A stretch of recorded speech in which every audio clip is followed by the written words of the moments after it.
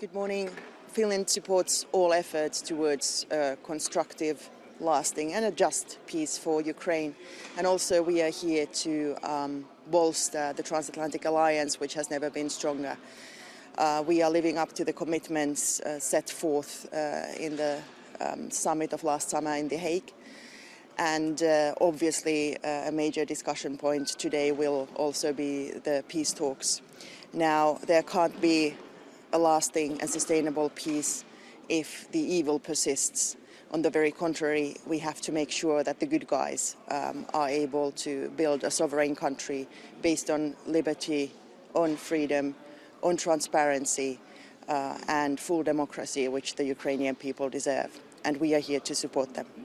Does peace negotiations even make sense because Russia refuses all of compromises right now?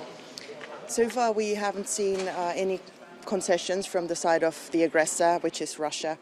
And I think the best confidence-building measure would be to start with a full ceasefire. And if not with a full ceasefire, then with a ceasefire on energy infrastructure, which would make sure that there are no deliberate civilian casualties, which has been, unfortunately, the playbook of Russia so far.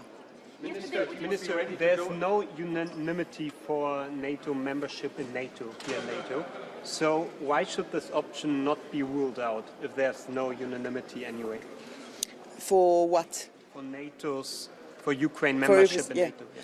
Well, I look forward to a future where Ukraine is a full member in NATO. It might not happen tomorrow. It would anyway not happen tomorrow, but someday it has to be possible, and I'm sure it's in the full interest of the entire alliance.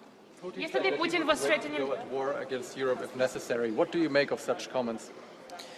Well, it's the rhetoric that Russia is making use of in order to intimidate us, and we shouldn't take such talks too seriously. We have very strong capabilities as NATO, as Europe, and we are ramping up by the day.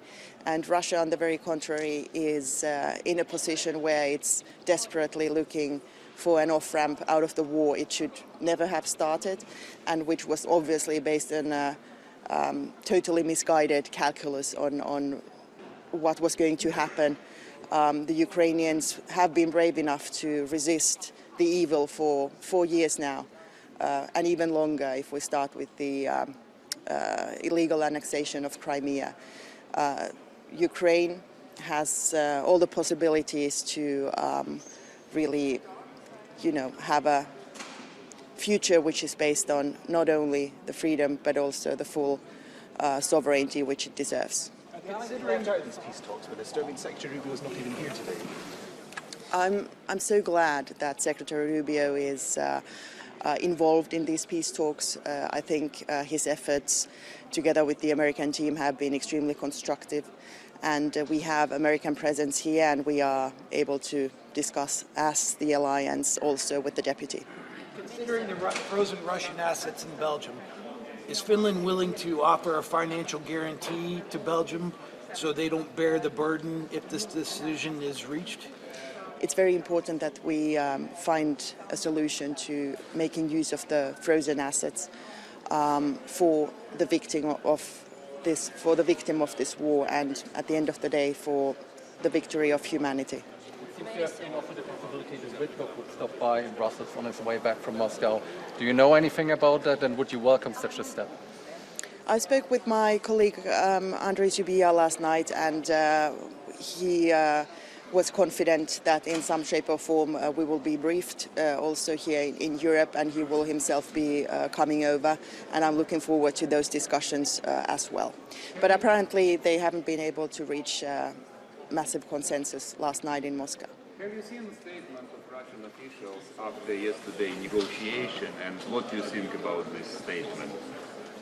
Well, it looks like Russia is not willing to make any compromise, and they still are looking to achieve the full goals which they started to go after with this full-scale invasion in the first place, which was full subjugation of Ukraine. So therefore it is so important that any peace deal will recognize that not only needs the killing stop, and we would hope for the killing to stop today in the form of a ceasefire, but there also need to be terms which make Ukraine strong enough to, in the future, resist any, not only invasion on the military side, but also any political interference, which is fully in the Russian playbook to, make sure that their neighboring countries do not become a showcase for personal liberties, which is exactly what Putin wants to prevent in his own country.